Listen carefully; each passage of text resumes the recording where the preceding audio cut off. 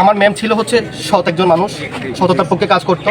Voucher bill voucher যখন আনতো তখন হচ্ছে জাস্টিফাই করতো কোন জায়গায় কয় টাকা গেছে। এর আগে যখন প্রশাসন ছিল, এর আগে চেয়ারম্যান যারা ছিল, এর আগে দায়িত্ব যারা পালন করে গেছেন, তারা ভাউচার আসছে মিলেমিশে একাকার হয়ে খাইতো টাকাগুলো। আজকে যখন খাইতে পারতেছে না তখন চড়া হয়ে বসছে আমার ম্যামের উপরে। ঠিক, এটাই হচ্ছে সত্যি কথা। তার মানে কি আপনি বলতে চাচ্ছেন যে এই ফজলুর রহমান যিনি নাকি ব্যবহার করা হয়েছে, এর পিছনে অন্য আরো অনেক?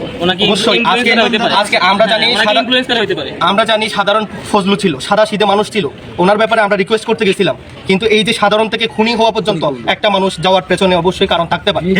আমি কিছু বিষয় জানি, সেগুলো মিডিয়ার মাধ্যমে আমি প্রকাশ করতে চাচ্ছি এই মুহূর্তে, কারণ আমার ম্যামের হত্যাকারীর বা তার সাথে জড়িত যারা আছে তাদের সঠিক বিচার হওয়া দরকার, সেটা আমি মনে করি।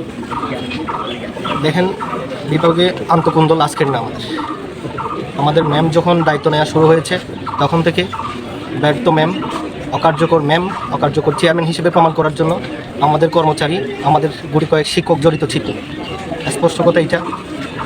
আজকে সাধারণ ফজলু থেকে খুনি ফজলু হওয়ার পেছনে আমাদের কর্মচারীরা জড়িত আছে। কারণ আমাদের সামনেই বারংবার আমরা রিকোয়েস্ট করেছি আমাদের কর্মচারীদেরকে, আপনারা একটা চেয়ারের সাথে এইভাবে আচরণ করতে পারেন না। আমরা রিকোয়েস্ট করেছি, আমরা ধমক দিয়ে কথা বলেছি, কিন্তু আমাদের কথা গ্রাহ্য করে নাই। ওনারা বারংবার রিপিট করছে। ম্যামকে গতকালকে হত্যা করা হয়েছে, এর 1 বছর ধরে ম্যামকে তিলে তিলে শেষ করে আসছে এই ডিপার্টমেন্ট। আমি চাই গতকালকে ফজলু আমাদের ডিপার্টমেন্টে আসার পেছনে যদি ওর কল লিস্ট চেক করা হোক, আমি এটা চাই। কার নাম্বার থেকে ফোন গেছে যে ও ডিপার্টমেন্টে আসছে, এগুলো তদন্ত হোক। আর যারা জড়িত আছে তাদের দৃষ্টান্তমূলক শাস্তি দাবি করছি।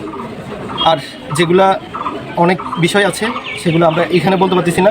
আপনারা সবাইকে আমি চাইবো যে আমাদের ডিপার্টমেন্টের যারা আছে কর্মচারী, সবাইকে নিয়ে যাওয়া হোক, ওদেরকে জবাবদিহিতার আওতায় আনা, তাহলে অনেক কিছুই বেরিয়ে আসবে। কারণ ওনারা অনেক কিছুই করছে। এটা দৃষ্টান্তমূলক হচ্ছে, আইনানুগ ব্যবস্থা নেওয়া হোক।